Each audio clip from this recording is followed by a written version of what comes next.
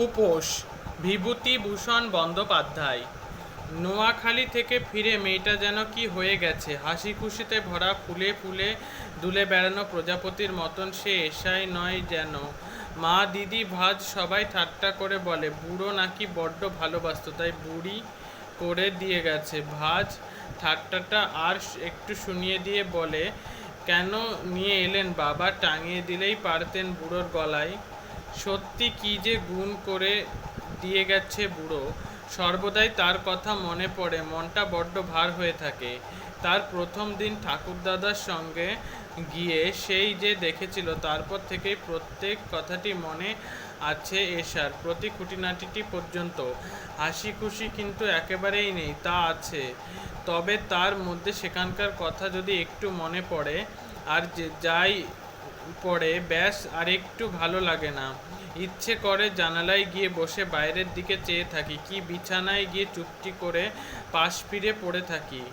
এশাদের এখানে কলকাতায় যেমন বাড়ি আছে, সেখানে গ্রামের তেমনি আরেকটি বাড়ি আছে, সঙ্গে বাগান, পুকুর, মাঠ। আর কলকাতার মতো এত কাপড় জামা না পরা কত লোক, কত ভালো তারা। এশা এখন তো বড় হয়েছে, বাবা বলেন 7 বছর, মা বলেন 7 বছর 5 মাস। ভারী তো জানো তুমি, এশা যখন কুকুর মতো ছোট ছিল তখন গিয়েছিল একবার, একটু একটু মনে পড়ে।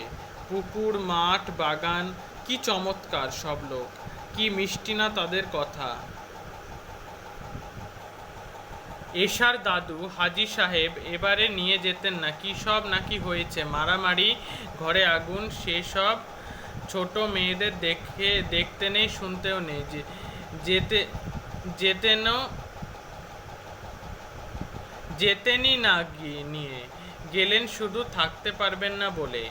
দাদু এশাকে ছেড়ে এক রাত্রিও যে পারেন না থাকতে, ওই জন্যেই রয়েছেন কলকাতায় এসে, নয়তো আগে গ্রামেই থাকতেন তিনি। বুড়ো যেমন এশাকে গুণ করেছে, তেমনি বলতে পারা যায় এশাও তার দাদুকে গুণ করেছে। বুড়ো অর্থাৎ গান্ধীজি এসেছেন, উনি পায়ে হেঁটে গ্রামে ঘুরে বেড়াচ্ছেন, বনের মধ্যে দিয়ে, ডোবার পাশ দিয়ে, ক্ষেতের আল ভেঙে, একটা পাশের নড়বড়ে কুলের ওপর দিয়ে, খাল পেরিয়ে বুঝি বেড়াচ্ছেন। কত তাদের ভুল, কি তাদের পাগলামি, মনে মনে আশা, এইভাবে ওর নিজের প্রাণটা গেলেও যদি ফেরে ওদের মতিগতি। হাজি সাহেবের দয়ার শরীর, এর আগে কয়েকবার ঘুরে গেছেন, সফল যা হয়েছিলেন তা খুব বেশি নয়। আবার গান্ধীজি আসতে এসেছেন, মহাপুরুষের দয়ার গঙ্গাধারার সঙ্গে নিয়ে নিজের দয়াটুকু মিশিয়ে কিছু ফল হয় কিনা দেখতে চান। বড় ধার্মিক প্রকৃতির লোক হাজি সাহেব। দিন চারেক ওর সঙ্গে দেখা করতে আসবার পর হাজি সাহেব একদিন রাত্রিরে এসে এশাকে বললেন, তোমায় যে গান্ধীজি নেমন্তন্ন করে পাঠিয়েছেন দিদি, যাবে কি? লজ্জার কথা, তা এমন লজ্জারই বা কি? স্বাস্থ্যে টুলটুল হাসি খুশিতে ভরা সব ছেলেমেয়েরাই অমন হয়, মানে এশার নেমন্তন্নয় একটু লোভ আছে, হিন্দুদের বাড়িতে আবার মিষ্টির ভাগটা বেশি লাগে ভালো। হাজি সাহেবকে জড়িয়ে বললেন, যাবো দাদু, কি কি হবে? বাটি খানেক ছাগলের দুধ আর ওয়াক শব্দ করে এশা মুখটা গোছ করে একটু দাঁড়িয়ে রইল, তারপর রাগ করে দাদুর হাঁটুতে একটা ছোট্ট ঘুষি মেরে বলল, যাও, ছাগলের দুধের নেমন্তন্ন তুমি খাও গে পেট ভরে, আমার দরকার নেই। বাহ, সে যা খায় তারই নেমন্তন্ন করবে তো। সঙ্গে সঙ্গে ওকে কোলে তুলে নিয়ে হেসে বললেন, না রে পাগলি, খাবার নেমন্তন্ন নয়, তোকে দেখবেন, গল্প করবেন তোর সঙ্গে, তারই নেমন্তন্ন। বড্ড ভালোবাসেন যে ছোট্ট ছেলে মেয়েদের, তা তোর জন্যে না হয় থাকবে লুচি সন্দেশের ব্যবস্থা। বলবো, মহাত্মাজি, আমাদের এশারানী দেখতে পরীর মতন, খিদে কিন্তু রাক্ষসীর। দাদুর পিঠে আদুরের আগের কিল চর গোটাকতক যে নাপড়ল এমন নয়। তারপর কিন্তু রাজি হলো এশা যেতে, অনেক রাত পর্যন্ত, কিন্তু ঘুমই এলো না এশার চোখে। যাব তো বলে দিলে, কিন্তু কেমন লোক গান্ধীজি, দাদারা বলে বড় বড় সাহেবেরা ভয়ে কাঁপে, লাট সাহেবকে ডেকে হাত মেলাতে হয়। এশার তো সাহেব দেখেই ভয় হয়, রাঙা রাঙা প্রকাণ্ড মুখ, কটা কটা চোখ, মুখে কালো কালো এত বড় করে সিগারেট। সেই সাহেব আবার গান্ধীজিকে দেখে কাঁপে। দাদু গল্প করলেন, গায়ের পর গা, মাঠ ঘাট বনবাদার বেয়ে চলেছেন তো চলেছেনই গান্ধীজি, মনে হয় যেন লোহার শরীর। সবাই ভেট নিয়ে আসছে, কেউ বেল, কেউ নারকেল, কেউ আরও কত কিছু। বলছে আর এরকম করব না, যা লোকসান করেছি সব মেরামত করে দিচ্ছি। কীরকম ভয়ঙ্কর মানুষই না হবেন গান্ধীজি, কেন মরতে রাজি হলো এসা? যা খুশি তাই পারেন নাকি গান্ধীজি?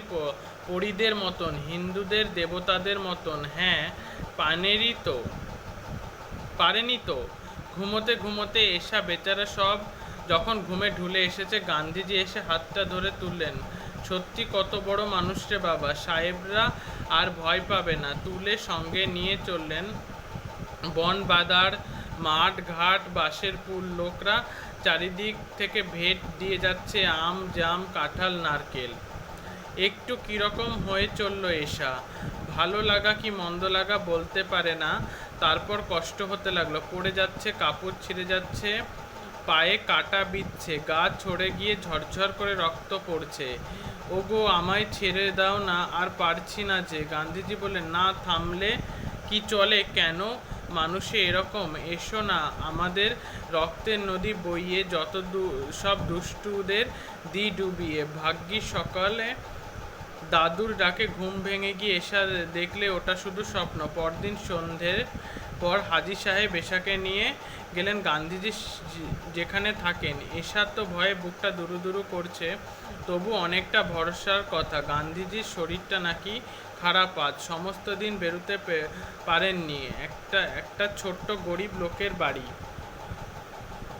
এশাদের বাড়ির চেয়ে ঢের ঢের ছোট। তার সামনের একটা ঘরের মধ্যে হাজী সাহেব এশাকে নিয়ে ঢুকলেন। বাইরের উঠোন, এখানে সেখানে অনেক লোক চুপচাপ করে বসে আছে।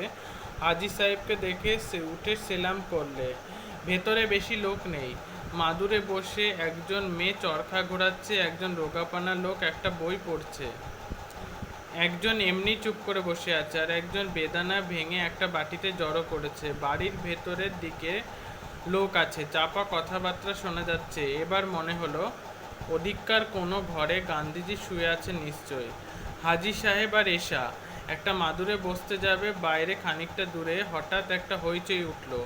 যারা বাইরের উঠোনে বসেছিল তারা ছুটল, তারপর যারা ঘরের মধ্যে ছিল তারাও উঠে পড়ল। দাদু এশাকে বললে, তুমি বসো এখানে, আমি আসছি। সবাই উঠে বেরিয়ে গেল, রইল শুধু এশা আর যে লোকটি বই পড়ছিল সে। সবাই যেদিকে গোলমাল হচ্ছিল সেদিকে ছুটে যেতে এশার ভয় ভয় করতে লাগলো। মনে হলো তবু যদি দাদু গান্ধীজির কাছে বসিয়ে আসতো, অসুখ হলেও তার গায়ে যেমন ক্ষমতা, এশাকে কেউ কিছু করতে পারতো না। এই লোকটা যেন কি, বই থেকে আর মুখ তোলে না, কথাও কয় না। এশা যখন এইরকম ভাবছে, লোকটা কইলে কথা। বই থেকে একবার মুখটা তুলে বললেন, খুকু ভয় করবে না। দেখতে ভালো না হলেও হাসিটা বেশ মিষ্টি। তারপর কথাটুকু দাদুর মতনই যেন আদুরে গলায়, ওইটুকু বলেই আবার সে বই পড়তে লাগলো। এশা অনেকক্ষণ চুপ করে ওর দিকে চেয়ে বসে রইল। যতই দেখতে লাগলো ততই যেন মনে হতে লাগলো ওর সঙ্গে একটু কথা কই একটু, কিন্তু কি কথা কইবে এশা? তারপর মনে হলো ঠিক তো, এই তো কথা কইবার রয়েছে। জিজ্ঞেস করলে, হ্যাঁ গা, গান্ধীজি কোথায়? লোকটি চেয়ে আরও মিষ্টি করে হেসে বলল, কেন, কি হবে? তাকে আমি দেখব, তার জন্যে এসেছি। কি হবে দেখে? এর উত্তর এশা কি দেবে? নিমন্ত্রণের কথা বলতে লজ্জা করতে লাগলো। দাদু যা ঠাট্টা করেছেন, তারপর মনে পড়লো বললে তার নাকি অসুখ, তাই। লোকটা চেয়ে আবার মিটি মিটি হাসতে লাগলো। এশার রাগ হচ্ছে, আবার এত মিষ্টি হাসি, দাদুর চেয়েও এত মিষ্টি যে কথা কইতেও ইচ্ছা হচ্ছে। এবার কি জিজ্ঞেস করবে ভেবে ভেবে আবার একটা কথা মনে হলো, জিজ্ঞেস করলে, হ্যাঁ গা, কত বড় গান্ধীজি? এই ঘোরের মতন? হাতটা ঘুরিয়ে লোকটা আবার এশার দিকে চেয়ে হাসতে লাগলো। এশা বলল, ওরে বাবা, কিসে শুয়ে আছে তাহলে?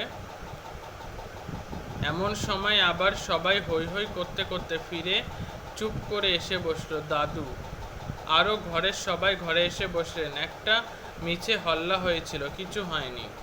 তারপর দাদু সেই বই পড়া রোগাপানা লোকটিকে সেলাম করে বললেন, এই আমার নাতনি মহাত্মাজি, নাম আয়েশা, আমরা এশা বলে ডাকি।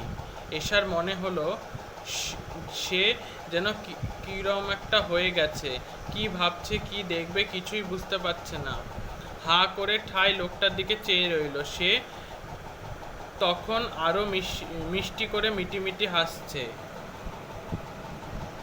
এরপর থেকেই খুব ভাব হয়ে গেল এশার। এত ভাব হলো যে ওর ওখান থেকে আসতে ইচ্ছা হতো না। যদি কোনো দিন ওকে নিয়ে যেতে দেরি হতো দাদুর, তো তাগাদায় অস্থির করে তুলতো। একে তো প্রকাণ্ড নয় গান্ধীজি, তার সঙ্গে এমনি ভালো লাগে।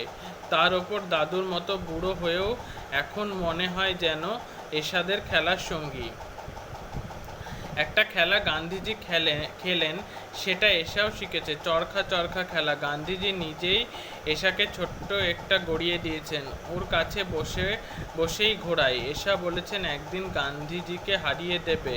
গান্ধীজি বলেছেন উনি হেরে গেলে নিজেরটা ওকে দিয়ে দেবেন। সেখানে বসে কত গল্প হয় ওদের, আর সবাই থাকে। কিন্তু এক গান্ধীজি থাকেন বলেই এশার ভয়ও হয় না, লজ্জাও করে না। আহা, গান্ধীজি সত্যি বড্ড ছেলে মানুষ। হলেনি বা দাদুর মতো বুড়ো, সেই জন্যেই না দুঃখ করে বলেন এশাদের কথা এখন ভালো করে শিখতে পারেননি। তা এশা বলছে শিখিয়ে দেবে। সেই জন্যেই ওকে গল্পের বই, ছড়ার বই পড়ে শোনায়, গল্প বলে। গান্ধীজি চরকা ঘোরাতে আর সবার সঙ্গে গল্প করতে করতে শোনেন।